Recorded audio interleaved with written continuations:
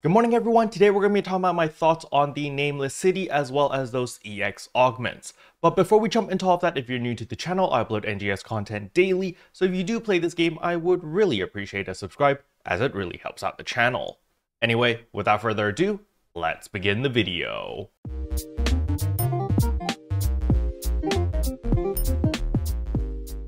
So the very first thing I want to go over is, of course, the keyword. The keyword is fun_in_the_sun. All right.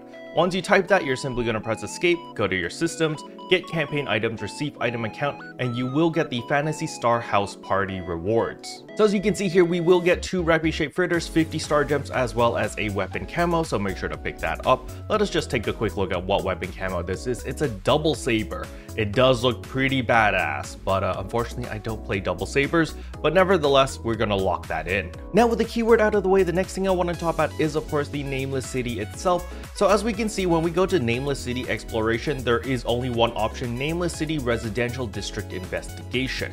Now I am fully expecting to get another Nameless City something because I know where the Nameless City is and what exactly it means for us.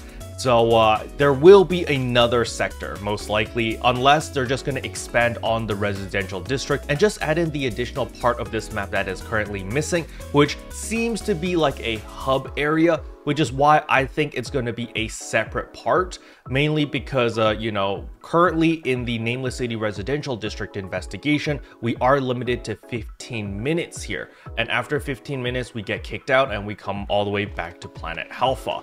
However, I do believe that the new area or the unexplored area of the Nameless City is a hub looking area. It looks very similar to Central City, and I think Central City's design was probably based off that. And so because of that, Nameless City is something that I'm very excited for because it opens up a lot of possibilities for us. Personally, I see the Nameless City evolving into 2 separate possibilities. The first one is we're still going to stay in Planet Alpha as our main hub. And then in order to go to other places, we are going to go to the quest menu, and then through the Nameless City exploration or through like another menu, we'll be able to travel to other places simply by just teleporting there. That is possibility number 1. Possibility number 2 is going to be after we quote unquote graduate from Planet Alpha, we are going to go into the Nameless City, and the Nameless City is going to be our new hub. And through that, we're going to be able to travel to all these other places. Now, don't worry, I know some people are like, Caro, just spill the beans. What exactly is the Nameless City? Why do you have these hypotheses and stuff like that? Don't worry, I will have a lore dump sort of explanation video, maybe in a couple of weeks.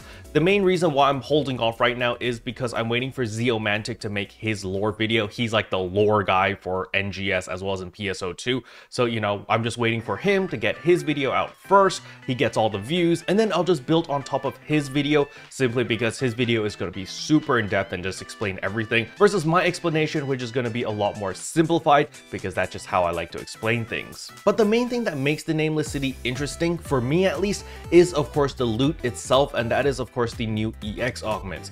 The Iridium weapons themselves don't really interest me that much because its weapon potential is pretty mediocre. It does increase your critical hit chance, which is pretty nice, but it increases it by like 5%, which isn't that big of a deal. So the main motivator for me is of course the EX augments, seeing that there's like 23 different EX augments. You can get all the different random combinations, and so you're just farming it to try to get the trifecta, to get that perfect combination that fits your personal playstyle.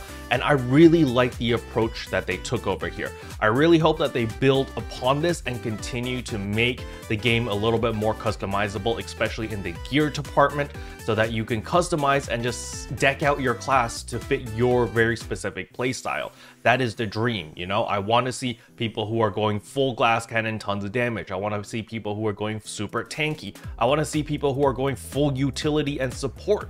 There needs to be customizability so that you can play the way that you want to play and that you can work together and make very interesting team compositions, especially since most of the endgame content right now is all team based. When we look at Darkfall's Dalian with the new Darkfall Solus Rank 2 coming out, and with all of these hard bosses, it's all team-based. Sure, you can solo them eventually, like I know Darkfall's Dalian right now is pretty easy to solo since everyone's level 90, you know, people have really min-max gear with like 260% potency. You can solo Darkfall's Dalian pretty easily, and especially with the new changes with the cannon where they buff the damage.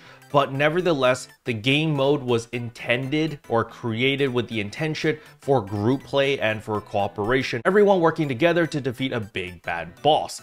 And so I do think that we need a little bit more customizability in order to cater our gear to fit people's personal playstyle.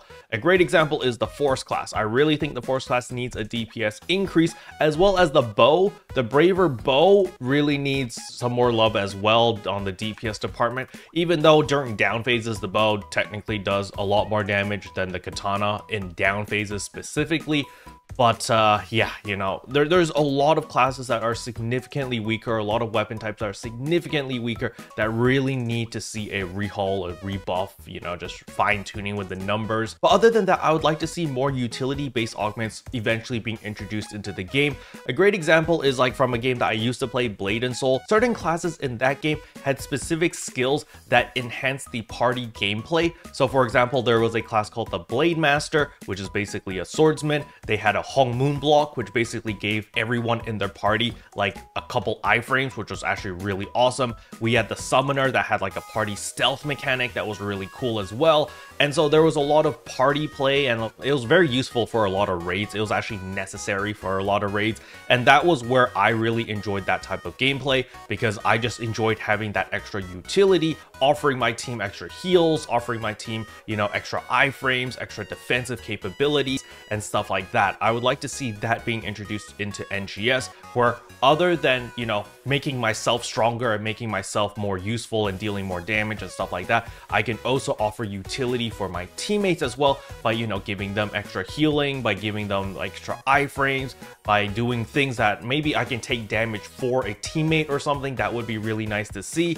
You know, I want to see more utility team-based augments like that introduced into the game, so that, you know, it becomes a little bit more team-based and a little bit more party play centric, which is something that I would like to see in this game. But those are my thoughts. Let me know in the comment section below, what do you guys think? Special thanks to all the members for supporting the channel. It really means a lot to me. Thank you again. But yeah, that's all I wanted to cover in today's video. Hopefully you guys found it helpful. If you did, I would appreciate a like and a subscribe, and I'll see you guys in tomorrow's video. Bye.